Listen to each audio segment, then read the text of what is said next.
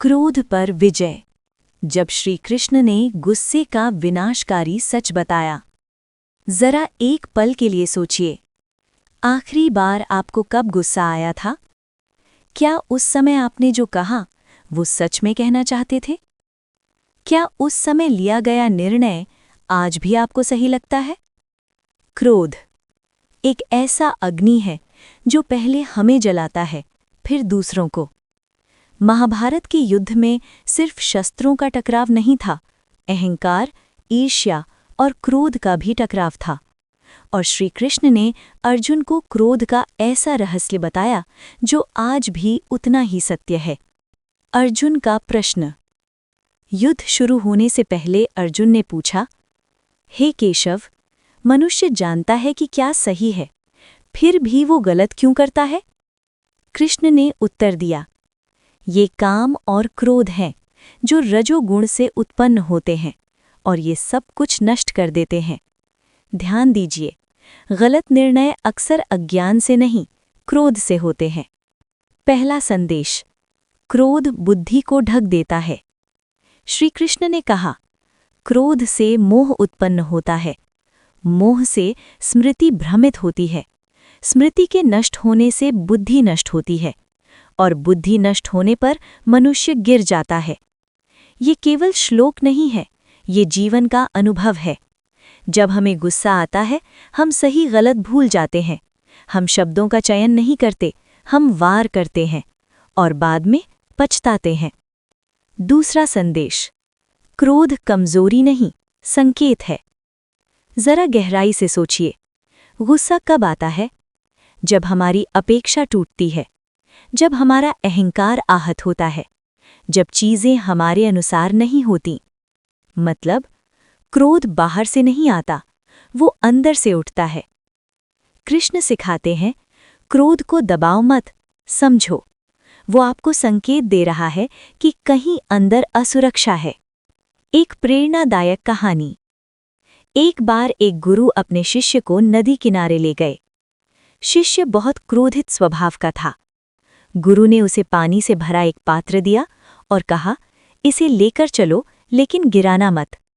रास्ता ऊबड़-खाबड़ था, लोग टकराए, किसी ने धक्का दिया, लेकिन शिष्य का ध्यान सिर्फ उस पात्र पर था।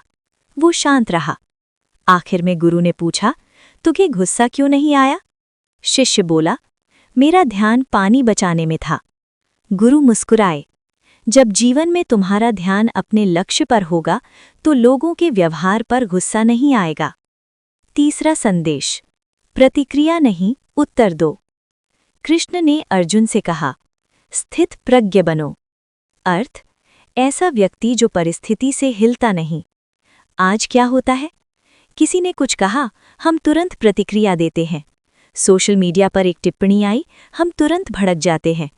लेकिन गीता कहती है, रुको, सोचो, फिर उत्तर दो। प्रतिक्रिया भावनात्मक होती है, उत्तर बुद्धि से आता है। चौथा संदेश, क्रोध शक्ति को नष्ट करता है। महाभारत में दुर्योधन का सबसे बड़ा शत्रु पांडव नहीं थे, उसका अपना क्रोध था। अगर वो अपने अहंकार और गुस्से पर काबू पा लेता तो युद्ध टल सकता था। जीवन में भी यही होता है। रिश्ते टूटते हैं गुस्से से, दोस्ती खत्म होती है अहंकार से, घर टूटते हैं एक पल के क्रोध से। इसलिए क्रोध को जीतना सबसे बड़ी विजय है। पांचवा संदेश, क्रोध को कैसे नियंत्रित करें? कृष्ण ने 3 उपाय बताए।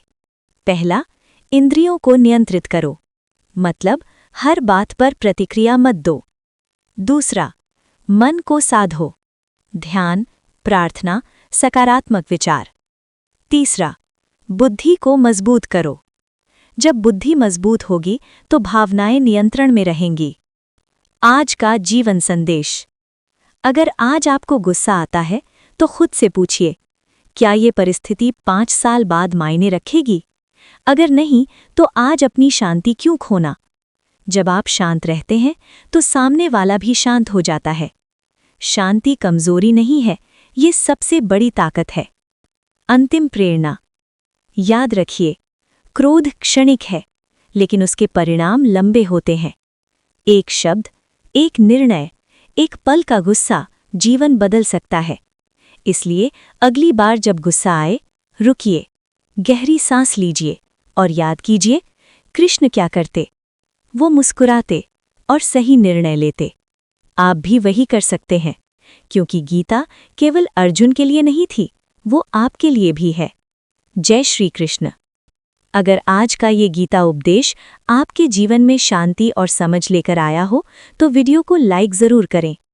इसे अपने मित्रों और परिवार के साथ शेयर करें और ऐसे ही रोज़ गीता का दिव्य ज्ञान पाने के लिए हमारे चैनल को सब्सक्राइब करना ना भूलें।